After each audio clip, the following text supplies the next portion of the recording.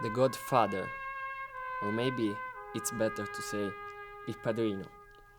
Il Padrino è un film, una storia, che anche oggi molti picciotti raccontano con molta allegria. Perché non è semplicemente una storia di mafia, una storia che racconta qualcosa. He's taking requests as the Godfather, and there's this dude that's in there telling him about, how some dude beat his daughter or whatever, and now she's in the hospital and all that.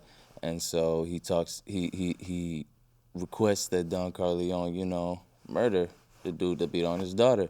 And then he's like, man, like, you really gonna come in here, you're not gonna show me no respect, you're not gonna call me Godfather, and you're gonna ask me for requests and shit, like, you're tripping, bruh.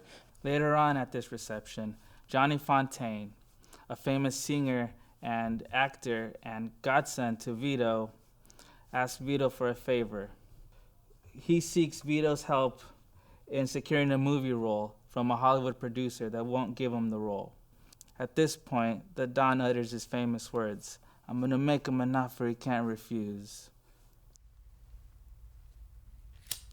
The Hollywood producer wakes up one morning and he notices he's laying on his bed, and he notices that he has blood all over his hands. Then he brings down the sheets, the covers of his bed. He completely removes the covers from his bed.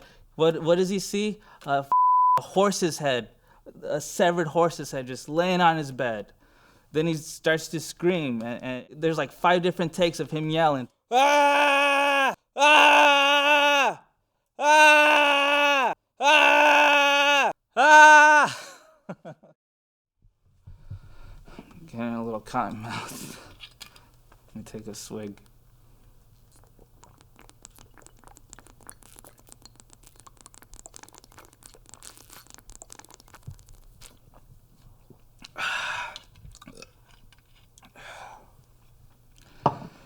Feel a lot better now.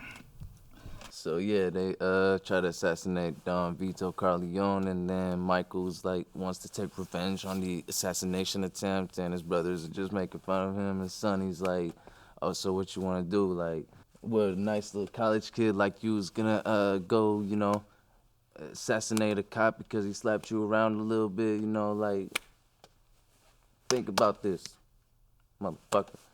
You know what I'm saying? There's this scene where they're in the church.